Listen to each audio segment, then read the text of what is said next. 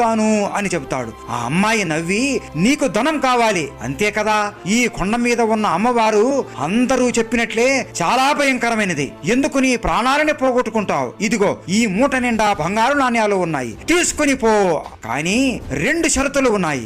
1, నేను ధనం నీకు ఇచ్చినట్లు ఎవరికీ చెప్పకూడదు. 2వది, ఈ మూట తీసుకుని క్రిందికి వెళ్లే సమయంలో అస్సలు వెనక్కి తిరిగి చూడకూడదు, చూస్తే మాత్రం నువ్వు ఒక కొండలాగా మారిపోతావు అని చెప్పి వెళ్ళిపోతుంది.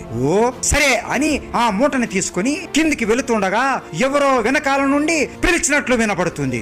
ఎవరు అని చెప్పిన మాట మర్చిపోయి అతను వెనక్కి తిరిగి చూస్తాడు. అంతే, వెంటనే రామ్ ఒక శిలలాగా మారిపోతాడు. రామ్ కోసం అతని భార్య ఎదురు చూస్తూ నిద్రపోతుంది. ఆమె కలలో రామ్ వచ్చి, కొండ మీద అమ్మవారు నిజంగా ఉన్నారు, వెళ్ళి అందరూ పూజలు చేయండి, ఇచ్చిన మాట తప్పడం వల్ల నేను రాయిలా మారిపోయాను అని అంటాడు.